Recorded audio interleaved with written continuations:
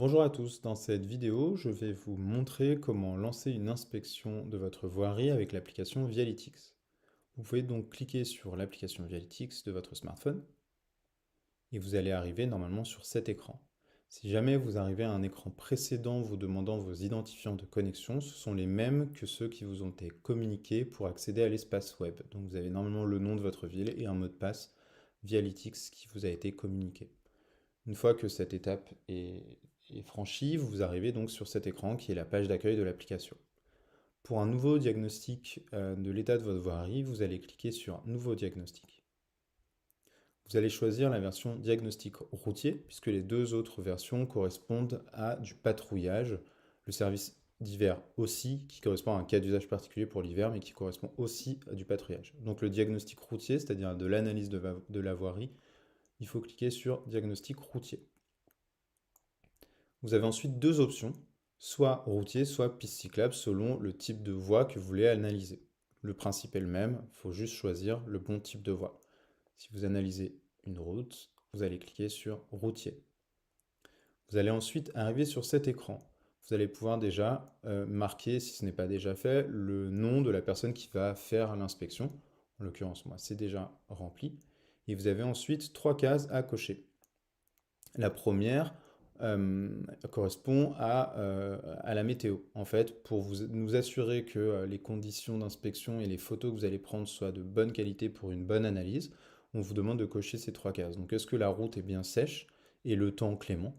C'est pas obligatoire d'avoir un temps très ensoleillé, mais au moins éviter un temps où la pluie risque d'arriver, puisque la route mouillée fera que l'inspection ne sera pas très bonne. Enfin, l'analyse des photos ne sera pas très bonne. Donc si c'est le cas, vous pouvez cliquer là-dessus.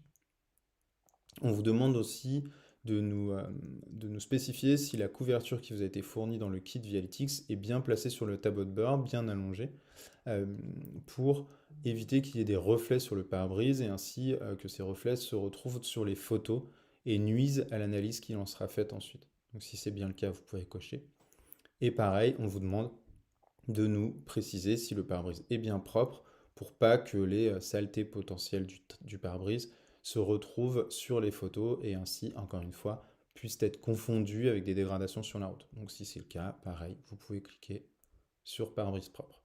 Ensuite, vous pouvez fixer le téléphone sur la fixation dans le véhicule et vous allez arriver sur cet écran. Si ce n'est pas déjà fait, on va vous demander si vous avez cette option du marqueur urbain, donc c'est-à-dire le petit bouton qui se met sur le volant dans votre contrat, on va vous demander de le connecter avec l'application. Pour ce faire, vous appuyez sur le bouton en laissant votre doigt appuyé et les deux, votre téléphone et votre bouton, vont se connecter par Bluetooth. Une fois que c'est fait, qu'ils ont été détectés, vous voyez que l'application vous dit que la connexion est réussie, que le marqueur est connecté. Vous pouvez cliquer sur OK. Et ensuite, vous arrivez sur cet écran où on vous demande de bien positionner le smartphone, c'est-à-dire d'une part qu'il soit bien à l'horizontale, c'est-à-dire que la ligne du milieu soit bien verte. Vous voyez que si je tourne, elle passe au rouge. Et ensuite, de bien orienter le téléphone vers l'avant du véhicule pour que les photos soient bien prises. Donc là, en l'occurrence, je ne suis pas dans un véhicule, mais vous voyez, l'idée c'est d'avoir un petit peu le pare-choc devant, mais pas trop, et de bien voir la route. Donc encore une fois, privilégier des véhicules avec un capot pas trop long et un pare-brise qui n'est pas trop orienté à l'horizontale, mais plutôt bien vertical, que vous puissiez bien voilà, orienter votre smartphone vers l'avant du véhicule, vers la route. Si c'est le cas, vous cliquez sur Terminer et ensuite vous arrivez sur cet écran. Vous avez dans le fond la carte qui vous géolocalise sur votre collectivité et vous avez sur la partie de gauche en haut, vous voyez ce qui va être pris en photo, donc l'objectif du téléphone. Sur la partie de droite, vous avez différents onglets. Je ne vais pas rentrer dans le détail, c'est plusieurs paramétrages qui correspondent au son, à l'orientation que vous voulez sur la carte, etc. Vous pouvez jouer avec tout ça, mais je ne vais pas rentrer dans le détail ici. Et si vous êtes prêt à lancer votre inspection, vous pouvez cliquer sur Démarrer et commencer à rouler. Et ainsi, en fait, le téléphone va prendre une photo tous les 4 mètres au cours de votre inspection. Et ces photos, une fois qu'elles seront transférées sur nos serveurs, seront analysées pour vous donner une note sur l'état de votre voirie. Si vous voulez mettre en pause votre inspection pour répondre à un appel téléphonique par exemple, vous vous garez et vous pouvez appuyer sur pause. Et vous avez ensuite deux options, soit vous pouvez continuer votre inspection en cliquant sur continuer, soit la terminer. Si je clique sur Continuons, vous pouvez recommencer à rouler et de nouveau, le smartphone prendra des photos tous les 4 mètres. Vous avez, si vous avez choisi cette option dans votre offre, le bouton marqueur qui vous permet de prendre des photos de votre environnement. Au-delà des photos qui sont prises automatiquement tous les 4 mètres, vous avez la possibilité de prendre d'autres types de photos. Pour par exemple marquer un panneau de signalisation ou une barrière ou un abribus qui peut être détérioré par exemple.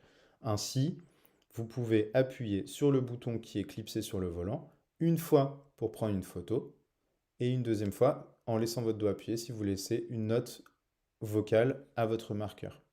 Et ainsi, vous voyez que sur votre carte, vous avez une sorte de petit pins qui apparaît, c'est-à-dire que vous avez pris un marqueur. Et encore une fois, vous pouvez soit mettre votre inspection en pause, soit la terminer. Si vous cliquez sur Terminer, votre inspection est terminée. On vous donne le nombre de photos qui a été prise au cours de votre inspection et le nombre de marqueurs. Vous pouvez cliquer sur OK. Et là, vous retournez sur la page d'accueil. Une fois que vous rentrez au bureau ou chez vous, si vous connectez le téléphone sur secteur et sur Wi-Fi et ouvrez l'application, vous voyez que tout en haut, vous avez les photos qui ont été prises, qui se téléchargent sur nos serveurs et qui sont envoyées à notre outil pour une analyse de l'état de la voirie. Et une fois que c'est fait, vous voyez que tout en haut, il y a marqué tout téléchargé, c'est-à-dire que tout ce que vous avez pris en photo, que ce soit en inspection ou en marqueur manuel, ont bien été transférés sur nos serveurs pour analyse. Voilà, merci. C'était une vidéo sur l'inspection de l'état de la voirie. Si vous avez la moindre question, n'hésitez pas à contacter votre responsable client via Lytx, qui se fera un plaisir d'y répondre. Bonne journée.